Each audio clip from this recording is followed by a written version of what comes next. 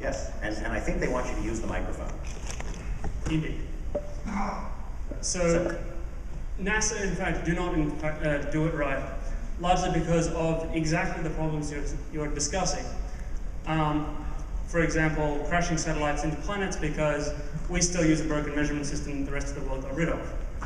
Didn't we design a satellite to crash into the moon, though? Yeah, okay, fine. Other satellites. But there are political and cultural pressures against change, and it takes a lot of effort from everyone to go, no, that's really is shit, and you're smoking crack, come on, let's move along. And when they actually do it, so NASA doesn't do it right across the board, but for some things they do it right. So when the pressures are brought to bear, does it happen?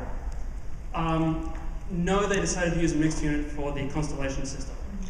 So sooner or later we're going to kill astronauts for the same problem. All right.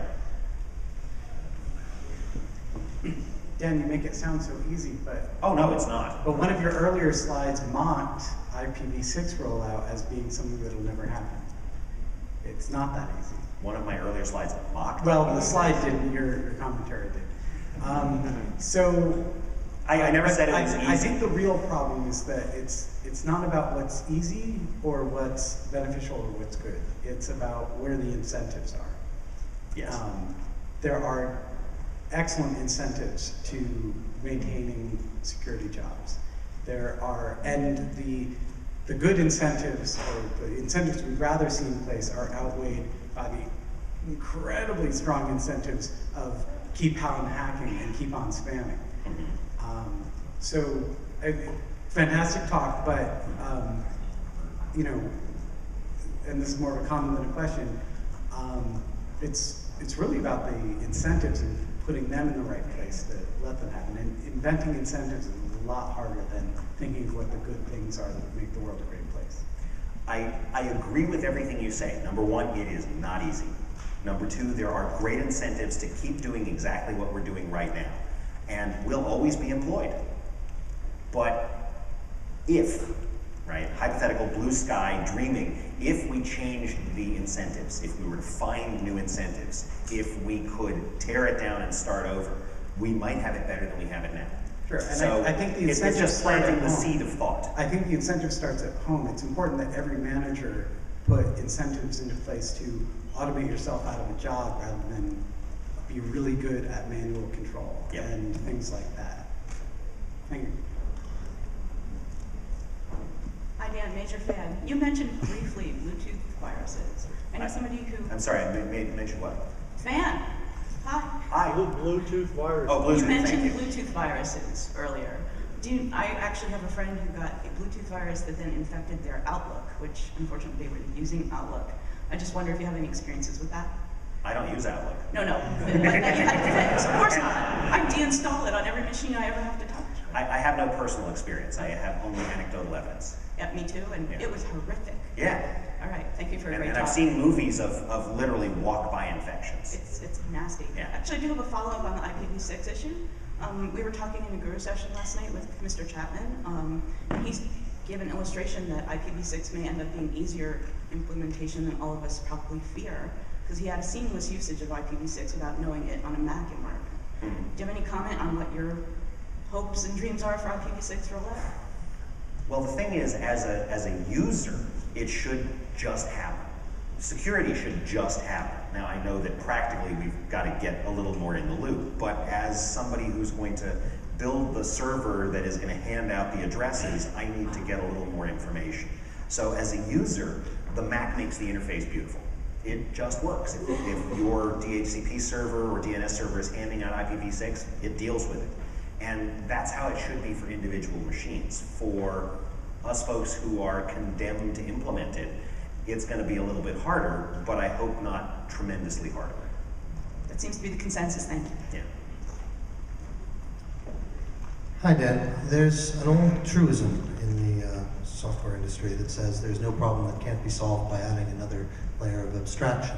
There's another truism in the software industry that says every program contains at least one bug and at least one extraneous instruction. Mine contained at least 5. Yeah. So I'm wondering how much of the problem is really the intersection of those two things, where we've built so many layers of abstraction, and there are bugs at every layer, that rather than focus on the policy side, maybe we should, as an industry, be focusing more on how we get to be willing to refactor at the lower layers. So we actually need fewer layers of abstraction, so we have fewer places where problems can occur.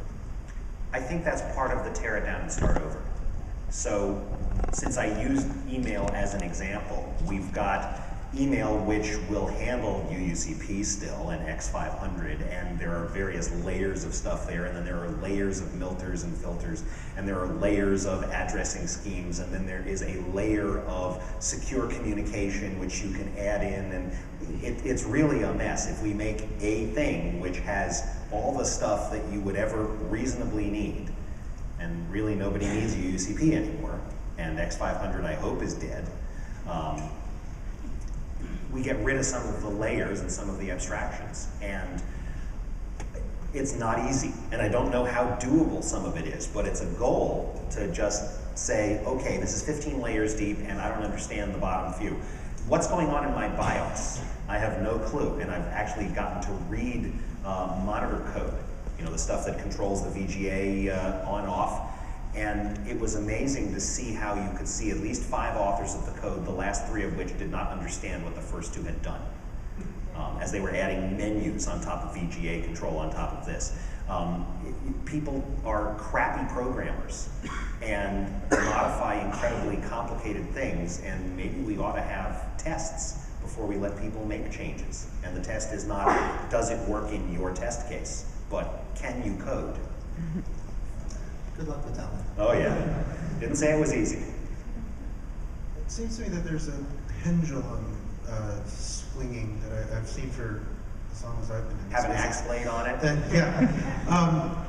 10 years ago, I saw an awful lot of second system syndrome going on in a lot of areas where people were, I think the target of the day was SendMail. Everybody had a replacement for SendMail, right? And they said, you know, look at SendMail, it's such a pile of crap.